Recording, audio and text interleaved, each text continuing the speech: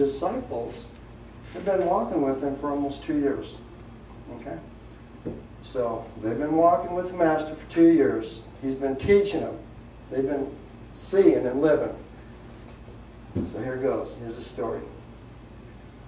The evening came. 3 boats put out to sea, and Jesus rested in the foremost boat. He slept. A storm came on. The boats were tossed about like toys upon the sea. The waters swept the decks. The hardy boatmen were afraid lest all be lost. And Thomas found the Master fast asleep. He called, and Jesus woke. And Thomas said, "Behold the storm. Have you no care for us? The boats are going down." And Jesus stood, he raised his hand. And he talked unto the spirits of the winds and the waves as men would talk to men. And lo, the winds blew not. The waves came trembling and kissed his feet. The sea was calm. And then he said, "You men of faith, where is your faith? For you can speak, and winds and waves will hear you and will obey." And the disciples were amazed. They said, "Who is this man that even winds and waves obey his voice?"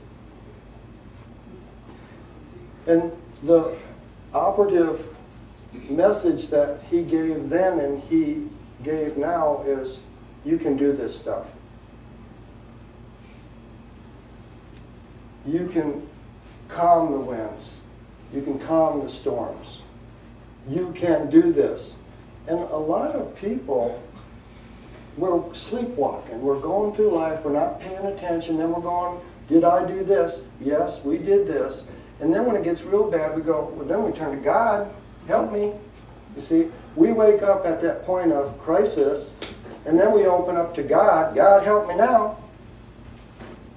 And then God goes, what? You can do this. You know. And the thing, this is the kicker.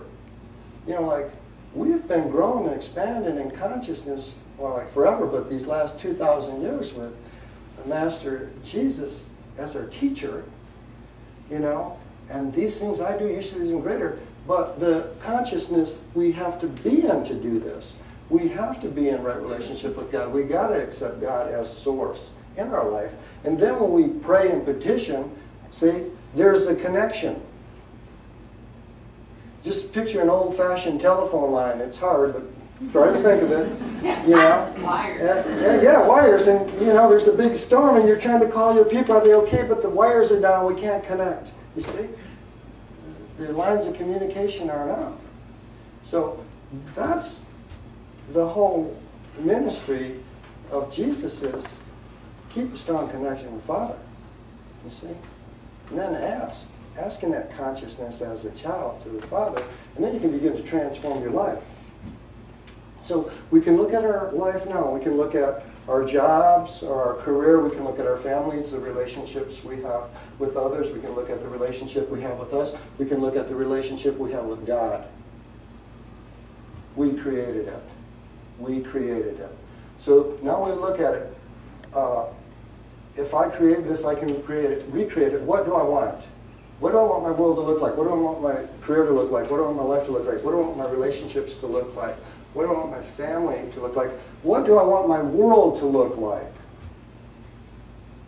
This is our world. What do we want it to look like? See, we have a choice in this if we participate in it. Earth doesn't have to look like an oil slick. We have a say in it. And that's ours to do, to constantly participate. Wake up. See what's going on. Look at our life. What's happening in my life and my family that's not working? Maybe the lines of communications are down. Maybe we see somebody in a different light. You know, when our kids grow up, don't we create new relationships with them? We're supposed to create new relationships with them. Because we can see them differently, we hear them differently. We begin to understand where they're coming from and their unique expression. To begin to understand them. You know? Because when they were our little babies, it was a different relationship. It was important. But as they grew, we created a new relationship with them so that we can support them the next step of the way. So we can look at what's happening in our world, in our life at any time. And there's a law, it's called the law of attraction. Whatever thoughts and beliefs you hold, you draw to you exactly the same energy. You see? That's the law of attraction. So when you can look at any scenario in your life and say, what within me is drawing this? What within me is creating this? What within me is supporting this? Do you see? What within me? So we're not going to blame the situation, the person, the job, whatever. What within me is creating this? And then as we be still, now we go within and be honest, this is the brutal work of it, you know, is to go within and really be honest with ourselves. You know what? If we have a job that we don't really like and don't want to go there, is it the job? It's us. It's like the story, you know, two people walking downtown and it's storming and raining and they run into this hotel and this one woman looks at the other one and goes, wow, this rain is horrible. And the other woman looked at her and said, no, horrible's in your head. Rain is good. You see? Did you see how we create with our thoughts? So as we begin to just pay attention, what thoughts within me are creating this? Let's just start weeding the garden now. And let's start putting in the good thoughts. You see? Because the thoughts and beliefs that we hold unfold. The thoughts held in mind produce like kind. You see? These are like laws at work. They're working in our life. So we find out what's not working. What do we want to work? And now begin to choose the thoughts and beliefs that can shift that energy, allow us to ascend, you see, rise above it, and walk in the world that we want to walk in. Everyone has heard of the law of cause and effect. You reap what you sow. You reap what you sow. Sorry. There's no get out of jail free cards. You might not do it this lifetime, but a lifetime down the road, you see it, cause and effect. You have to pay for your misqualifications. There's good karma and bad karma, you see? So as we begin to change these, set up good, then that greater good comes back to us. And then we ascend even higher. We see we're the chooser all the time. But we have to pay attention and accept our responsibility. Did I do this? Yes, I did. Did I create this? Yes, I did. And then what within me is the causal thought, the causal level. And that's the level we work on, as within, so without. And as we begin to change within our matrix, the outer matrix changes. That's the law. Don't you just love laws? How about this? Don't you just love higher laws? Yes. Yeah. I've always been kind of a radical type person, and I never liked laws because I was rebellious, you know. And but like the higher laws, because the higher laws are good. Let's see, all the laws are good. You know?